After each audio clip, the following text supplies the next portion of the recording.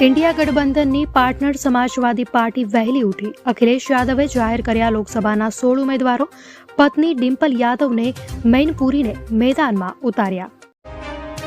ભાજપ દ્વારા રાષ્ટ્રીય પરિષદના સભ્યોની કરાઈ નિમણૂક। 26 લોકસભા બેઠકો પર રાષ્ટ્રીય પરિષદના સભ્યોને સોંપાઈ જવાબદારી। કચ્છમાં પ્રવીણસિંહ વાઢેર અને બનાસકાંઠામાં મેરુજી ઠાકોરને જવાબદારી સોંપાઈ। રાજ્યમાં ઠંડીથી મળશે આંશિક રાહત। ઠંડી અંગે હવામાન વિભાગની આગાહી। વેસ્ટર્ન ડિસ્ટર્બન્સ સક્રિય થતા તાપમાન ઊંચકાશે। અમદાવાદમાં 32 વર્ષ બાદ ડબલ ડેકર બસો શરૂ થશે। 1990માં બંધ થઈ હતી સર્વિસ। હવે 7 બસો સાથે ડબલ ડેકર બસની સર્વિસ શરૂ થશે।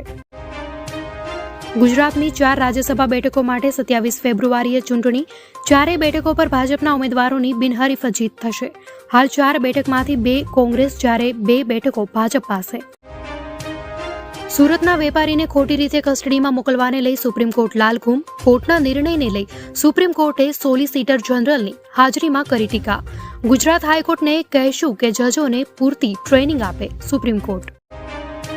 ગુજરાતના ટેબ્લો સતત બીજા વર્ષે પીપલ્સ ચોઇસ એવોર્ડમાં અવ્વલ ક્રમે। વિજેતા પસંદગી સમિતિની જ્યુરી મેમ્બર્સ ચોઇસમાં ગુજરાતે અગ્રેસરતા મેળવી। પ્રવાસન અને સાંસ્કૃતિક વિરાસત ક્ષેત્રે ગુજરાતની આ આગવી સિદ્ધિ છે। નર્મદાના પાણીનો કચ્છના રણમાં વેડફાટ। છેલ્લા 2.5 મહિનાથી પાણીનો થઈ રહ્યો છે બગાડ। ઘુડખર અને વન્ય જીવસૃષ્ટિ પર થઈ અસર।